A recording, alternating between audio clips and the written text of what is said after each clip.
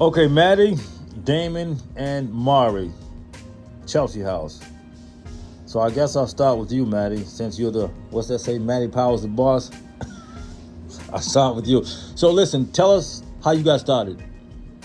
What, in like sober housing? Yes, Or sober housing. Yes.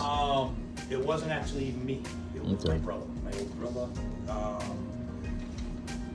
Years and years of me going around to sober houses, and him and my other brother would just pay money to put me in a room, and it wasn't really sober.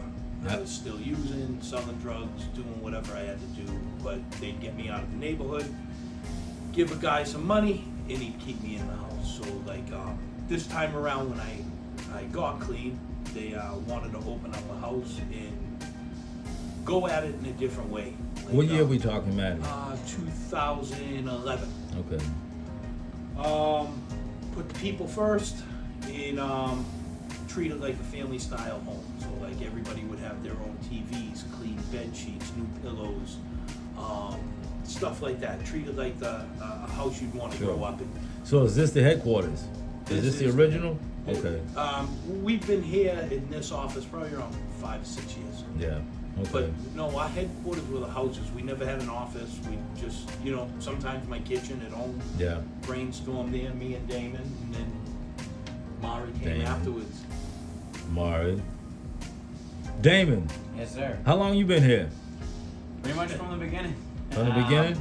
Yeah, when the first house that we got on Strawberry Ave in Lynn, we were actually all working on it together, like physically repairing the house as a group.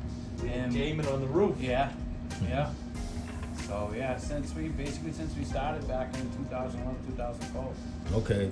Mari, new kid on the block. How long you been here?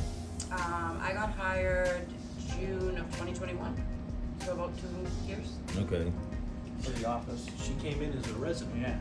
Yes, that's right, you did. She's Okay. forgetting that part. She came in as a resident, then she was asked and to step in as a house manager, a live-in house manager, a role that she excelled at, and it led us to the idea and thought of bringing her up into upper management to help us run the day-to-day with all the houses, especially because at that point we had expanded and had a couple women's houses and thought it was important to have a female member on the upper management team. Okay. And do you guys feel like you've taken this to another level in terms of your representation Absolutely, since day one. since day one? Since day one. We've Okay. acted different than everybody else, and we set the bar on sober housing. Yeah. I truly believe that. Yeah. Now Okay. it's morphed into this. Okay. Yeah, we like to say that we lifted the veil. Yeah. For a very long time, the sober housing that Matty and I experienced, and maybe Mari as well, but I can speak for us two for sure, is that kind of seedy underbelly of the 12-step fellowships where, like he had already mentioned, same experience as me. You just had a guy opening a house and kind of, not always, but most of the ones we experienced were someone opening a house and trying to get as many people into a bedroom or into a room and collect the rent, and they were less concerned about what was happening at their houses and more concerned with how much they were making at their houses. For us, when we opened, we invited in programs and again, the courts, all that stuff, and we lifted the veil, and we wanted it to be a safe place. We wanted to have regular and consistent drug testing in the house. We wanted it to be a safe home for people to come home to. When we started talking about, we were buying all nice new stuff and bed sheets and supplying all that stuff and flat screen TVs, and we pay, there's no cable bill. We take care of the cable bill. Any cleaning supplies, we take care of. If people need food, we help them out with that. When we started talking like that, people were looking at us like we were crazy, that, you're putting flat screen TVs in there, they're gonna walk away. Toilet paper was a big one.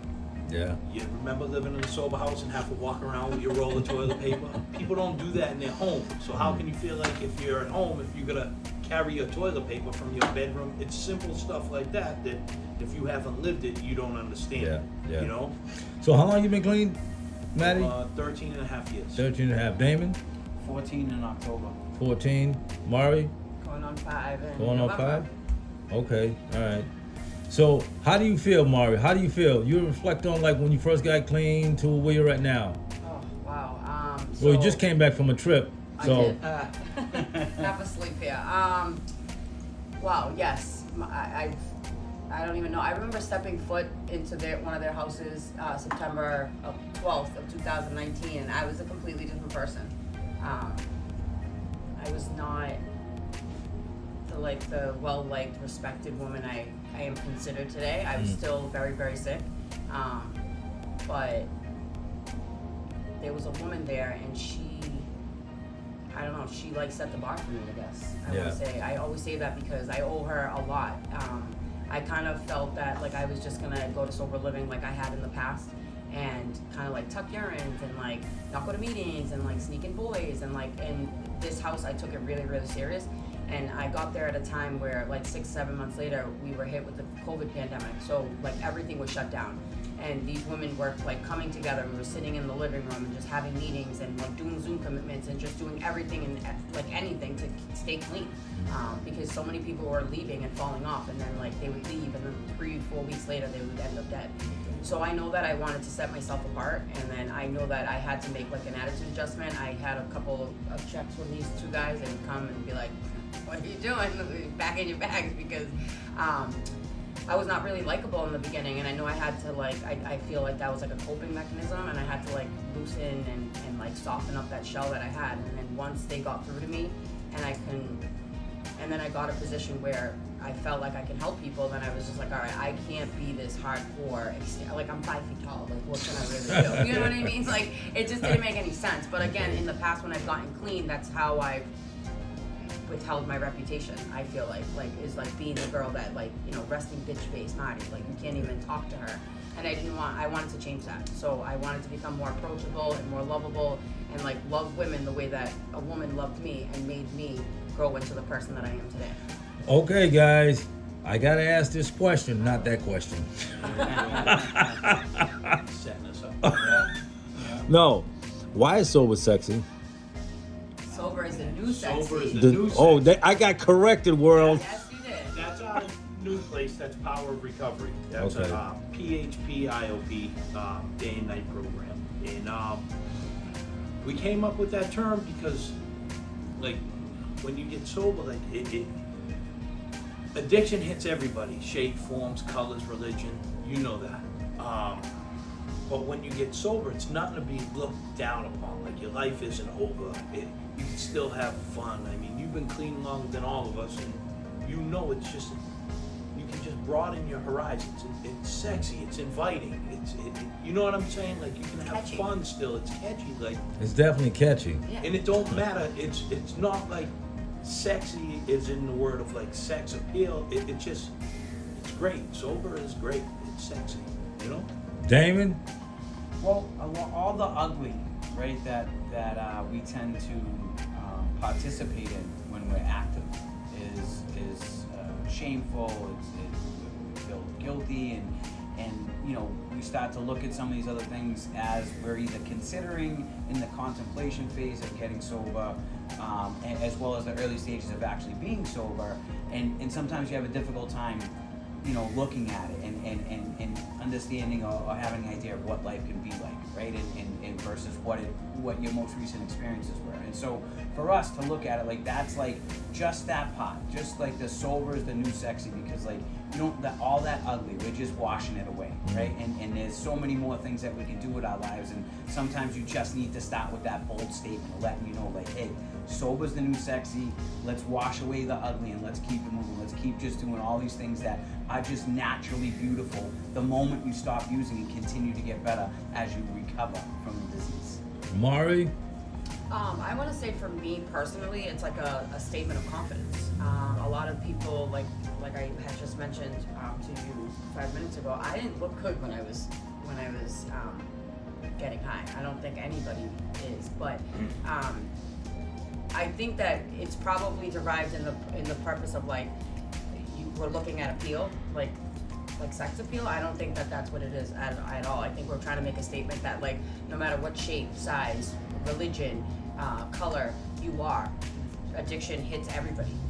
And I feel once we get sober, we get our confidence back. And so to me, it's more a thing of confidence. So, question. Where's the Chelsea House going to take it from here? What's your next bar? How far do you want to take this? We're not slowing down anytime soon. Anytime We're just getting going. Yeah. We're just getting going. Sky's the limit.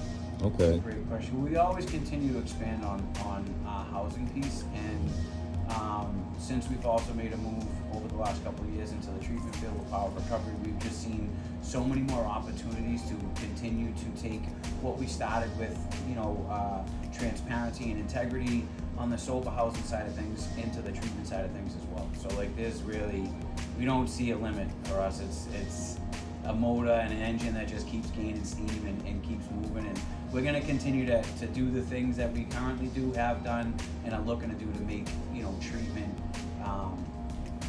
better.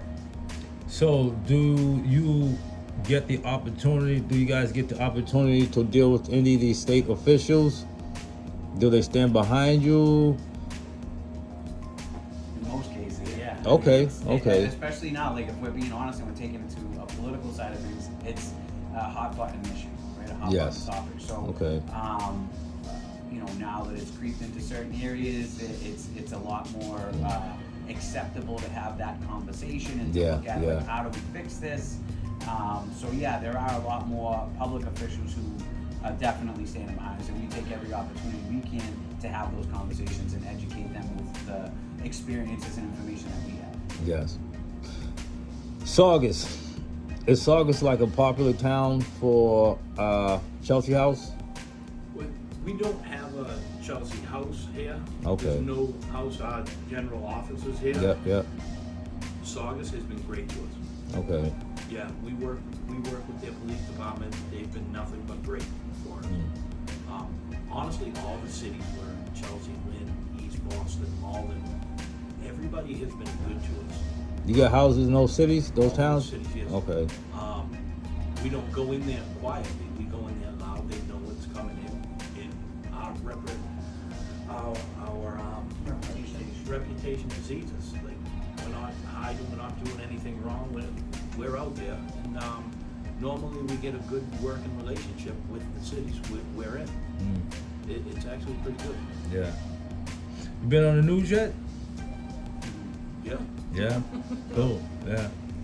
No, I figure once you get big in certain areas and you catch certain ears and they want to interview you to see where you're at, what you represent and stuff like that. Because to a lot of people, you could be just like the next one until you open it up and see what it's really about, which is what this is about. So other people get to hear what they thought they knew, and so on and so forth. It's how we connect the dots, really. So that was my reason for asking that. Is there anything you guys would like to add to this? What about that? What about that sign? What? Mari made us all name tags. Okay. Mari, what's your name tag? What's yours? Okay, that's. Oh, okay, Rosie Perez. All right. Throwback Monday. Yep. Damon, what's yours? Mine's a I'm gonna go get it. Go get it, Mari. You gotta explain this one. Uh-oh. It makes sense to him. It may not make sense. The Closer. The close. Oh, okay. What movie was that? Wasn't that in the movie? I don't know.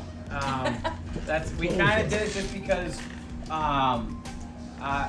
the tendency I have when I speak to somebody on the phone, working on getting them into treatment, we almost always wind up getting them into treatment, and like that's like a big thing for us. Like whether it's treatment doesn't mean to us that they're coming necessarily to any place that we own or we deal with, but just the fact that someone reached out for help, and when I get the opportunity to get on the phone with them, I'm very, very fortunate to usually be able to find a way to connect and help them along their journey to making that commitment to get into treatment and get some help. So. All right, well, thank you, Matty, Damon, and Mari. Like the information. Thank you very much. Thanks for your Thanks, time. Blake.